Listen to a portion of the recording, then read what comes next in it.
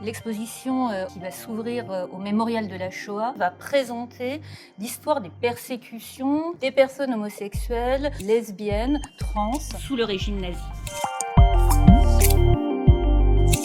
C'est une exposition qui soulève 3 enjeux. Un enjeu de mémoire d'abord, parce que c'est une histoire qui a été très longtemps contestée. Ça implique donc un second enjeu qui pour moi est essentiel, c'est un enjeu de sensibilisation. Même le public qui vient d'habitude au Mémorial de la Shoah, il connaît le génocide, il ne connaît pas forcément le destin des triangles roses.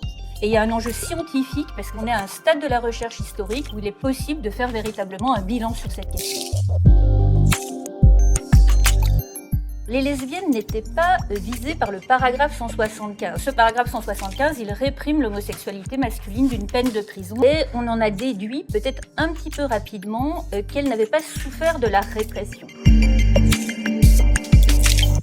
C'est au Mémorial de la Shoah que cette exposition va avoir lieu. Pour la première fois donc, dans une institution française, ça me paraît essentiel à la lutte contre le retour des haines. Ça va montrer véritablement cette histoire des triangles roses, de la persécution des homosexuels. Il y a toujours des pays qui pratiquent une homophobie d'État et je pense que cette exposition peut être également un appel à la vigilance.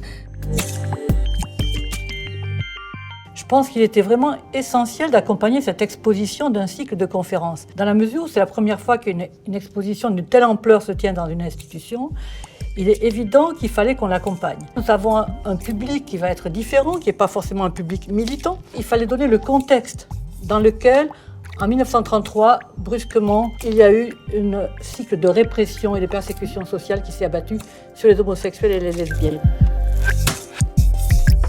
Alors la première conférence est une conférence inaugurale qui va situer où en sont les homosexuels et les lesbiennes entre 1900 et 1933. Ça va nous permettre d'avoir le contexte culturel général et historique dans lequel, en 1933, quelle était la situation. Donc là, dans la deuxième conférence, c'était justement d'expliquer cette mise en place de l'idéologie nazie et de la détailler. Parce que parfois, on a l'impression que 1933...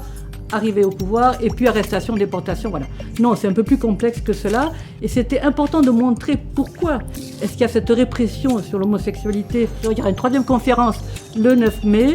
La question qu'on se pose là, dans cette troisième conférence, c'est on va essayer de répondre à cette question, qu'est-ce que je fais? Moi qui suis peut-être militante, peut-être associatif, comment est-ce que je peux résister?